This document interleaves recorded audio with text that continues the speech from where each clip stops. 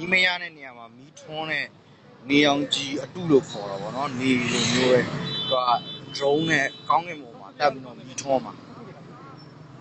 ဟိုကျွန်တော်တို့ဒီမှာရှိတဲ့ဓာတ်ပေါ်ဒီပြောရတော့မှာပေါ့အနံ့ကြီးကအရန်ပြင်းနေကျွန်တော်အဲ့ဒီဟာကိုထုတ်နိုင်ဖို့အတွက်ကြိုးစားနေတာပါအခုဒါကတော့ကျွန်တော်ဒီမှာအလင်းမလုံလောက်တဲ့အတွက်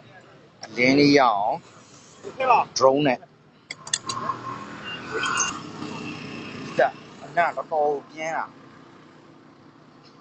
ခေါင်းတော့မကိုက်ဘူး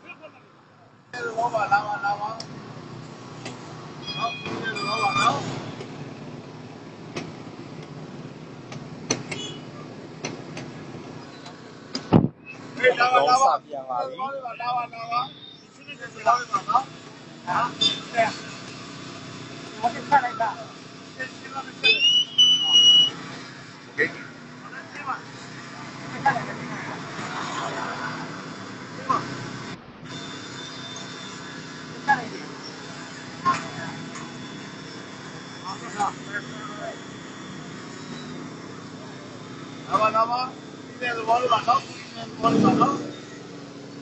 ဒီထွန်းလိုက်တော့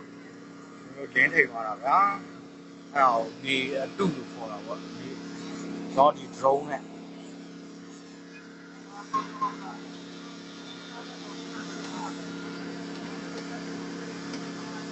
ကဲစေးစားတော့မနက်တော့ပြင်းတာပါဗျာ